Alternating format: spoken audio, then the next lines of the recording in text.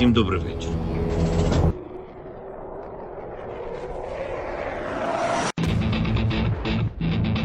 On behalf of the brave, on behalf of every father and every mother who waits for freedom, on behalf of our warriors, and paves the way for a new history. Okay, I guess last minute I forced Daniele to to do some mapping stuff because some stuff have been happening in Russia the last few days, and some sabotage, some quite interesting UAV attacks. So yeah, welcome, Daniele. Good evening, good evening to everyone. And no, you didn't force me. Come on. No, I asked if you could. No, I was already planning to come, but I didn't plan to show much tonight. But yeah, it's a good opportunity to show the progress that we have made on the map, and also to show what happened in the last few days. In reality, couple of nights. I'm going to share, so apologize with the audience if the share may be not exactly perfect, but I'll do my best to don't go too fast, because the map can be disorientating. So I'm going to show these. Okay, now it should be visible to the audience. Can you see? Yes. Okay, so what you are seeing here now is the version 2.0, 3.0, I don't know how many versions I've done of the map, which essentially include a series of amount of information. As you can see, we can go around from not only distilleries and oil refineries, but also training ground, air bases, air defense, radar, and many other things. So I'm going to disable some of the stuff to show essentially what we want to talk tonight, which is mainly oil refineries and a bridge. There is also an attack with kind of loitering munition, but in reality is essentially a small airplane fitted as a drone in Chechnya. But I didn't have the time to fully analyze the videos, the geolocation. So we can discuss about that later, but I want to just show something regarding, yeah, you see, once you clean the map, it's much easier. So, and then remove air defense. And you can see Moscow, just to give is very much a fortress at the moment. You can see how the air defense is, of course, this doesn't capture everything, every single system. We couldn't do that, of course. But you can see how certain regions of Russia are particularly well defended. Murmansk is here. And of course Moscow. You can see there is a complete ring around Moscow. Sorry for this digression, but I think it's very nice. I think that's St. Petersburg. Murmansk is a little bit more north. More north. Oh yes, you're right. This is St. Petersburg. Yes, I think, yeah, because I remember that this is another bit and another bit here. You can see that there are 1, 2, 3, and 4. These are the biggest concentration of air defense. And if you go east, there is just a little bit across the border, but essentially it's nothing compared to what you have in Western Russia. And it's just to show how interesting is this work, because allow us to see things in a more complete environment. So now the first thing that I want to show you is regards the Oral refinery. Let me remove the Russia border, so it's no, I know is the okay. So, and now I put so we got a report about the attack on Oral refinery. This refinery is essentially not one of those that we immediately captured in our first work with several members at Tochnyi, we try to investigate about oil production in Russia, but this one essentially skipped under the radar. And it didn't because it's small. In fact, you can see its capacity is around 0.135 megaton of oil processed per year. So it's quite substantial. It's not small by any means, but was essentially in an area which we didn't look too much, honestly. And what happened essentially, from what we can report, from what we gathered as intelligence, open source intelligence, we understood that these refinery was hit by mainly drones. So of course we start to do this work to thinking about missile, but this still an area that is vulnerable due to the proximity with the Ukrainian border to drone attack. And also these type of facility are quite vulnerable because of course it's a refinery. So despite you can harden the building, and this has not been hardened by any means. In the video you can see that this area was attacked, and essentially the fire slowly propagated through the facility. And I think still burning. This morning was still burning. So the attack was quite successful. I think most of these areas has been destroyed, and so the damage could be even more severe than what looks like at the moment. So only in a few days we will be able to see, if weather allows, to see what's going on there. But this is just one of, as you can see, I put this as destroyed because I don't think this refinery will be back soon in operation. Also because it's quite small in terms of size. There are others that are way larger. And so even if you take out a small part of it, they may continue to operate. So the next work that I would like to do is trying to use some Sentinel images, if we have luck, to try to identify exactly what has been blown up. It's very likely that is these area, so these tanks, but would be nice to see if also these has been attacked, because these are of course closer to the actual plant. So would be very interesting to analyze these. And yeah, that's for what regards oral refinery. So the other substantial important oh, thank you, Thierry. Yeah, is an oil depot. Yeah. And the other point that we really wanted to highlight on the map was essentially an attack on this bridge. So this bridge essentially is it's quite far away if you look at the distances. I mean, look at if we put the 700 mark is from the border, essentially 700 kilometers roughly.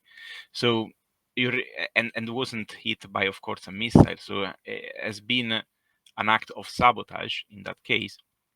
And Daniele, try to not zoom so much on the map, because it's apologize. Yes, the first time that I'm doing the sharing. So I will keep because it's rendering very slowly, I think. Oh yeah. This is an issue that we currently have. So I'm trying to don't move. So as you can see, this is a bridge that is an overpass on the railway, which is here, which, by the way, conducted to another bridge, but this is the railroad bridge. So this is a very important logistic node for the Russian. Now I'm going to zoom a little bit and add also the ammo depot, because you will see that there are a lot of ammo depot on like one is here. This is the 31st Arsenal of the Navy, and there are many others along this entire line. One thing that probably would be good in the future is to add the railroad to show the connection. So I'm zooming. Yep. And essentially this little point looks like a small and far away, but essentially act as a severe point of connection between whatever is on this other side of the river, with the more western part, which, as you can see, is filled with other ammo depot. So, and another important point is that most of the time we have seen, also in analyzing recent image from eastern Russia, that the more advanced and even not the more advanced ammo depot are still in use, in the sense that they are going under a process of emptying. So they are trying to essentially take material from Far East and bring on the western part. And this, of course, relies on transport that can happen only on trains and railroad. So any point like this, it is a very big blow to the Russian, because it's very difficult then to move this enormous amount of material by road. It's possible, but it's even more complex. And so that's the second point that I wanted to present. I don't know if there are questions about that. Also from the panel, if you want to see something in particular.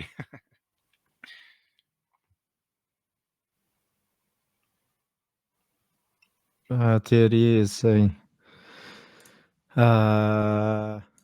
some very important targets still are not shown on the map. The Black Sea is from huge importance for Russia. So targets like oil loading facilities for tankers, gas compressors for pipes, etc. I guess. Yeah. But I think maybe he's talking about the map that is currently online on the website. Yeah. It's possible. So on the website you don't have this map. This crazy stuff is only on my computer at the moment. We didn't put this because, of course, once we put this online, we will need to update every time an attack is done, and it could be very hard to follow everything. So I'm trying to follow and put on the website only the ammo depot, because it's only one type of target and it's very easy to follow. If we start to do this on everything, it might be more challenging. It may happen in the future, but not at the moment. So, for example, another things that I'm currently doing, I don't know, I will wait a few seconds so the refresh will happen.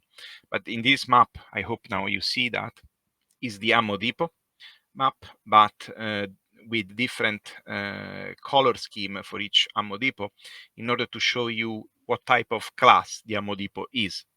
And in particular, you can see that we identified the three type of class, from class 1, 2, and 3. Class 1 are the older one, mainly from Soviet era, without any hardcover magazine, only a above ground magazine, so AGM. Second class are those with some ECM from Soviet era, and the third class are essentially Toropets-like. Now, if you look at the map, you will see that there are not many red, essentially class 3.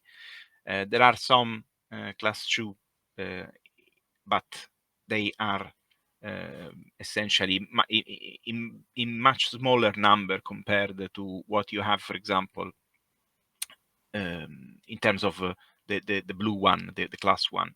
So this type of map allow us to understand how big is the difficulties for the Russian to move in a secure way from production site and essentially Eastern Russia to the frontline material, because essentially you have to try to spread your war material across all these ammo depot, but not all of them are as good as, for example, a class 2 or a class 3.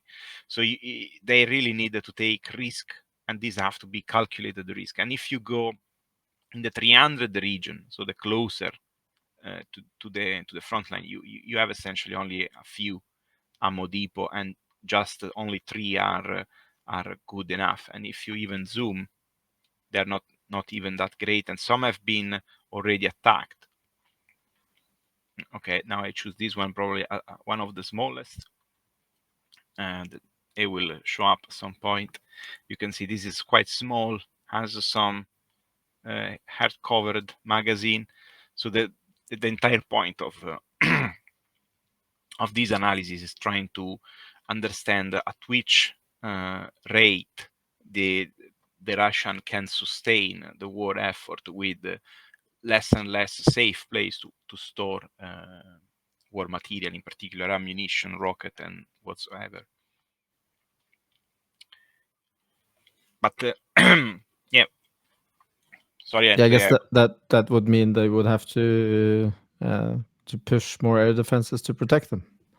Yes, and this is why on the other map, you are going to hate me tonight. I'm trying to go slow. We put also air defense because, for example, you can eliminate most of the stuff and leave only air defense and radar, and you will see essentially how they are located. You can see that there is kind of a defense line in the occupied territories and in the southern western part of Russia, but essentially there is a very few installation in this area. I don't know if you see my arrow, because most of the stuff has been located in Moscow. The amount of the air defense system in Moscow is just insane, but doesn't mean that most of the important part is in Moscow. In Moscow, you have is the capital, of course. So, and despite these, we have seen, for example, in this case, the 107th, which is a class 3, has been attacked. Not very particularly successful, but was attacked. I can show you how it looks like. But it's one of the largest facilities that they have in the area. This is a really a big facility. And what they say that has been attacked is this area, but I have my doubt that they have attacked this area. In the images, we have like this area of the site completely blackened. So I think the drone or what was trying to attack the ammo depot just crashed in this area and created a fire. I don't think anything has been really hit here, but these show a methodology also of the Ukrainian. Ukrainians are trying to hit high value target like this one. These are all ECM. This entire part is completely new. This part has been built between 2014ish, 2017, and most of the newer building are done after Crimea or immediately before. As I say that to you, Erlend, always, it's crazy how you look at this type of development in perspective, because as soon as you start to study what they have done in the past, you understand that they were preparing for this and they tried to get prepared. Yeah, they did a lot of work that must have cost a lot of money to do, to reorganize and get some more efficiency out of their logistics.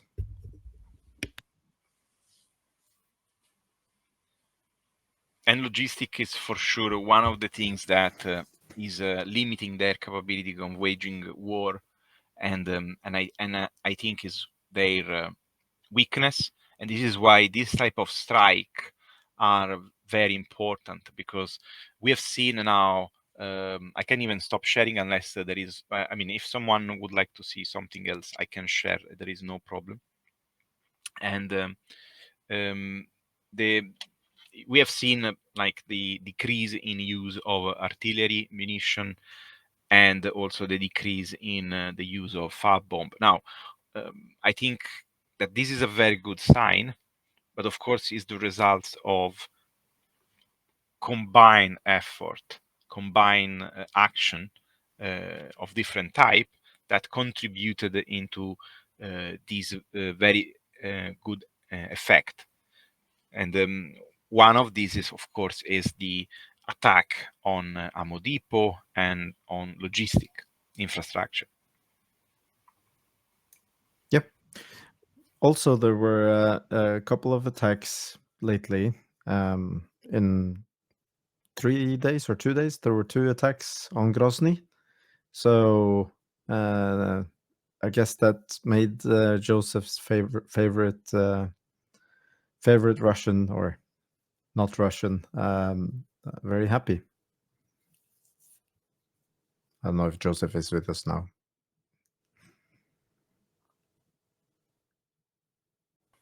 No, I don't think so. Anyways, I know Joseph thinks it's very amusing when Kadyrov gets pissed, and he was not very happy the other day. I haven't seen what he's written today about the attack today, but he was definitely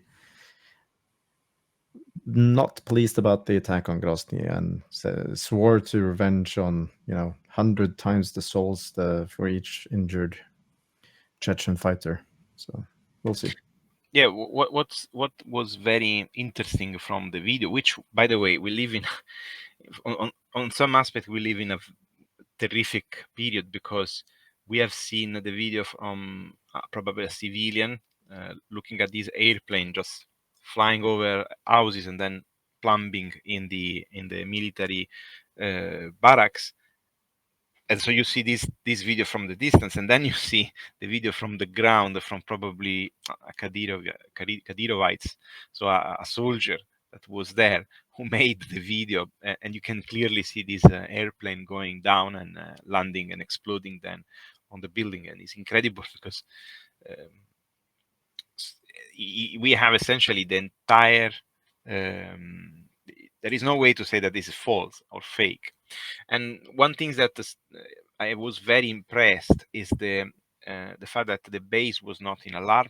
There was very little shooting. There was no significant work of air defense in terms of even heavy machine gun. It was probably people with Kalashnikovs trying to shoot down these quite large UAV, essentially, because it was a small Cessna, essentially. It's something even smaller, but essentially it was an airplane converted into drone. So you need something with some punch to take it down. But it was nothing. Essentially, it was look like an abandoned base rather than a military base of a nation at war. So, I mean, I'm always surprised by how people react to stuff like this. Yep. So we've also been joined by Colby. If you don't have anything more, Daniele, I'm going to ask Colby one of the questions from chat.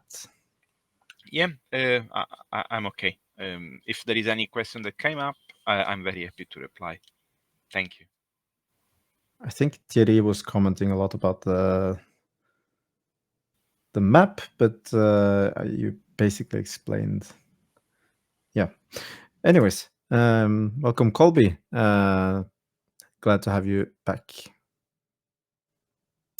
Thank you. Kellen is asking you, is it plausible or realistic for US to rush the entire 7.1 billion in aid to Ukraine before the 20th of January?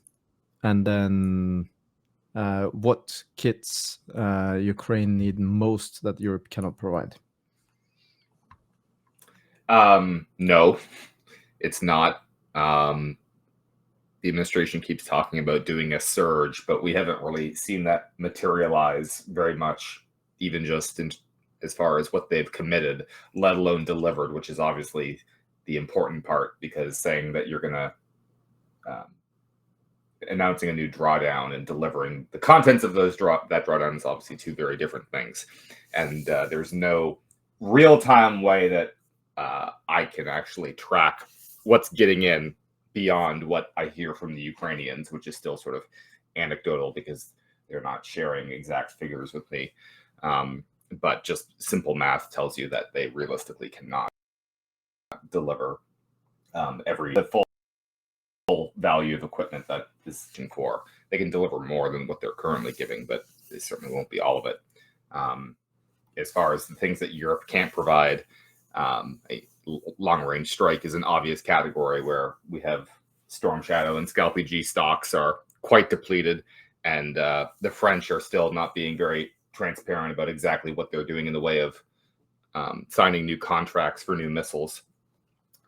So it's really, that's one thing where the United States, only the United States has ATACMS. Nobody in Europe has those, or anything equivalent, or the countries that do have some probably won't give a whole lot. The United States would have to approve those transfers in any case, and that's certainly not a sure thing.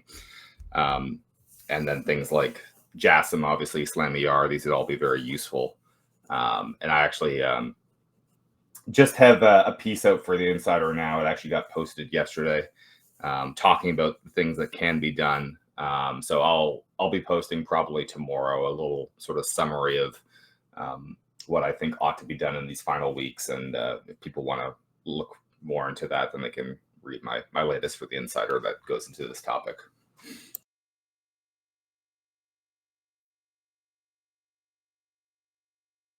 Yeah, thank you. There's a follow-up question from Thierry. So, in add to Callan's questions, is there any chance to get AGM 158A or B before Biden leaves the White House?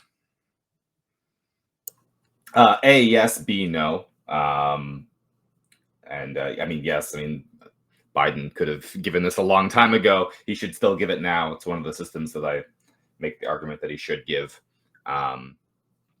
They could be transferred in quite short order.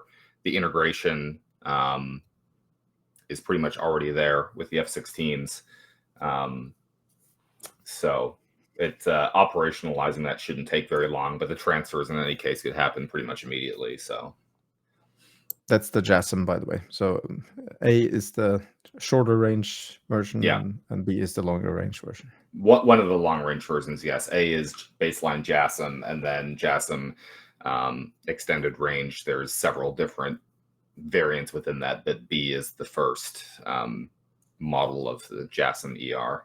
So that will not be provided and should not be provided. But there are a number of baseline A models that could and should be provided, and that wouldn't have really any impact on the U.S. Air Force. But they can't afford to give up even a single ER, really. Their inventory is already far below what it needs to be to fight a war with China. So I wouldn't advocate for those being given up, and they won't be in any case. Zero probability that happens. So yeah, thank you. So do you want to say anything more about that piece that you have up on Insider? Sorry, do I have what? Do you want to say anything more about the piece that you just published on the Insider? Oh yeah, they asked me just to write about, one, what can Biden do in his final weeks in office here, and then a little bit about what we might expect the incoming administration to do, which is still mostly guesswork. But just I provide a few thoughts on that topic, but ultimately we still have, we have to wait till he gets inaugurated to kind of see what actual decisions get made, because right now the only real indicator we have is sort of the designations of different key personnel, Secretary of State, et cetera. General Kellogg is the special envoy. So write a little bit about that, but primarily about sort of what the United States can still do, and what U.S. allies as well can potentially do as well to put Ukraine on a better footing going into the new year. So. And again, I'll probably post on Twitter a little sort of summary highlighting the key points. But for those that want to read it, it's already posted as of yesterday. So, and thanks for putting it up on the screen there. Yep, I will certainly put the link in the video description as well. Thank you. There is also another question. Okay, I'm going to first go to Marino. Well, I'm going to first go to his second question and then to the first one.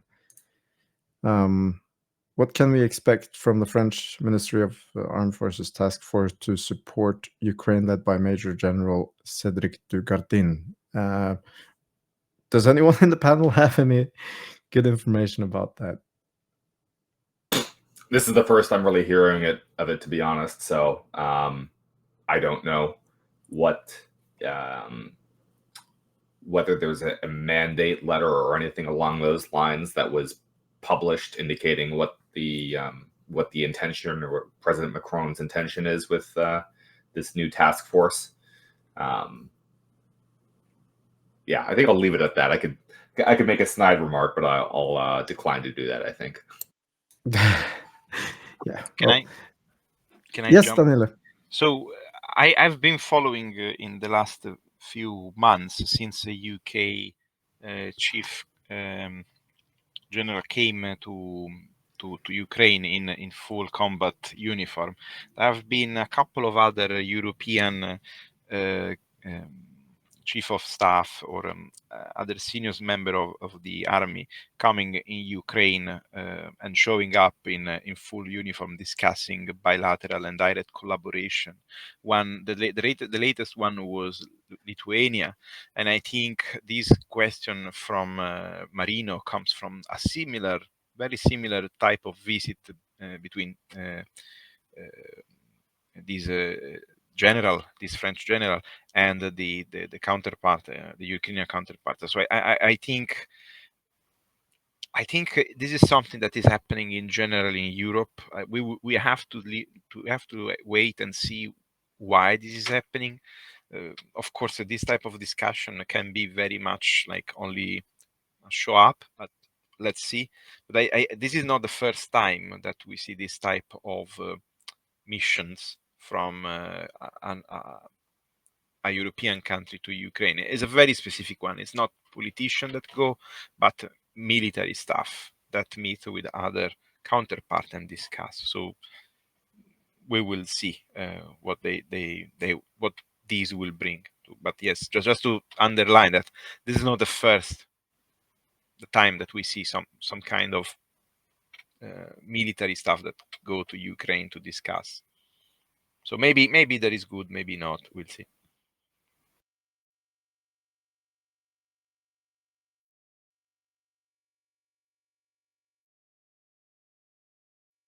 Yeah, I was posting the link in the description.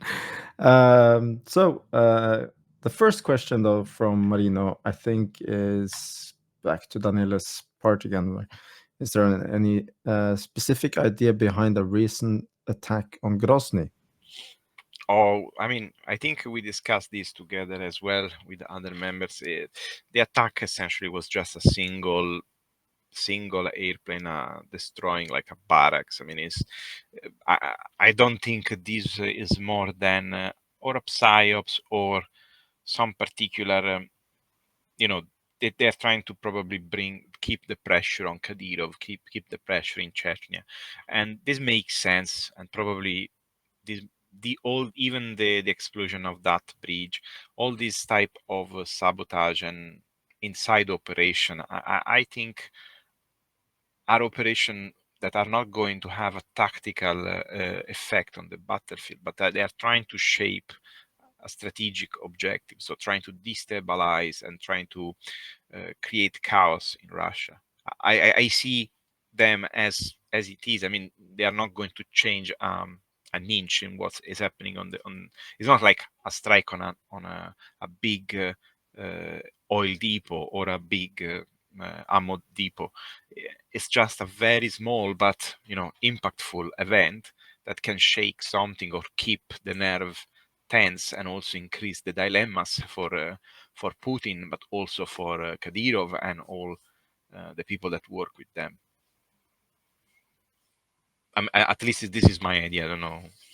Yeah, I think you're probably right that maybe there's some small real targets. I do think they pick out the most important targets that they can damage, which can have some sort of minimal effect. But I do think that in general terms, the largest effect you have of these sort of operations that are deep into Russia, especially with Gesh, by the way, you have a hot mic. No problem. So I think the largest effect is probably psychological, and also possibly also you have some certain targets that are very high value when it comes to these assassinations that have been happening inside Russia, and there's been more of them than. Yeah, I would say that they are more frequent now than ever, both inside Russian occupied Ukraine, but also deep into Russia. This might actually have some direct effect when you take out key personnel behind certain programs. surely that will be a higher, target than a random officer that did commit some war crimes. So I think they do go for the highest value targets.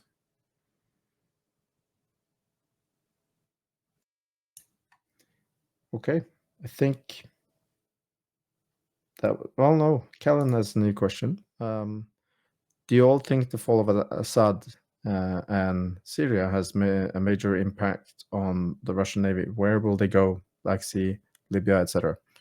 I have no idea. Where are they going? Looks like they're hanging out in the Mediterranean, a few miles outside Syria, but at the same time, it does not look like those first reports of a deal struck between the Russians and the new government or the people in power in Syria was, had any substance. It seemed like a psychological or some sort of propaganda from the Russians, in my opinion. Yeah, I totally agree. And for sure, they are not going in the Black Sea because the Turks have an obligation to stop any war ship to coming in. So they are essentially they lost their only warm water port, and this is going to create some issues for their operation in Africa. It's not a drama, but they are for sure then struggling more. And I agree. I don't think the new government has any willing at the moment to engage in negotiation, because you have always to remember that the Russians were bombing them since the day before. I mean, they literally bombed them in Aleppo in open daylight. So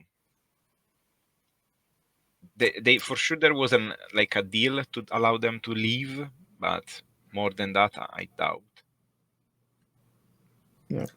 I would add, I don't know what the home port of all of those ships at Tartus is, but if any of those ships, their designated home port is the Black Sea, then Turkey would have to allow them to come back in, but then they wouldn't be able to leave again.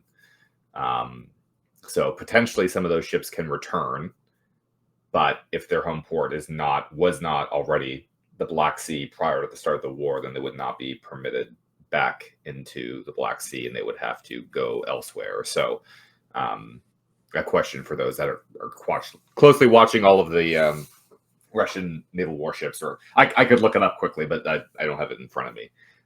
So it's possible that some of them might return, but I suspect that unless they are forced to bring some of them back because they're not in good shape and they need maintenance and Russia can't afford to get them anywhere else, then they're probably going to want to leave them in the Mediterranean because, as I said, they wouldn't be able to go back out into the Med if they cross through the straits. So if Russia's forced to rebase, then Algeria is probably the most likely place where they could go in the short term. Potentially Libya, although Algeria obviously has probably more facilities available that could host them. So if the reporting about this deal is not true at all, and I don't know, I've seen the reporting saying that they were working on an agreement. I don't know how credible it is or isn't. But if it's not credible, then if I had a bet, I would say Algeria, but it's anybody's guess, really. Thank you, Colby. Yeah, you're right, because if the ship came from Black Sea, they can anyway return. Yeah, it's only if you are not from that port that you are not allowed, right? Thank you for correcting that.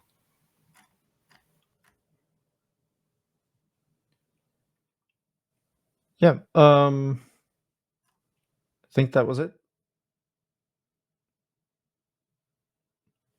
So unless there's any more comments or questions, I think we're gonna call it a quit for tonight.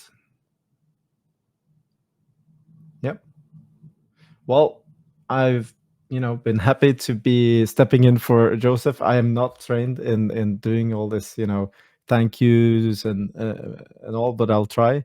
Thanks to everyone that joined the panel. Gao, Gesh, Daniele, Colby.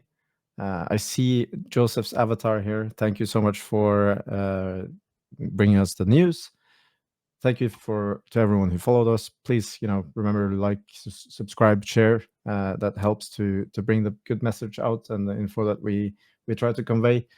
Not sure about the staffing the next few weeks, but we'll try to bring news and reports also during Christmas.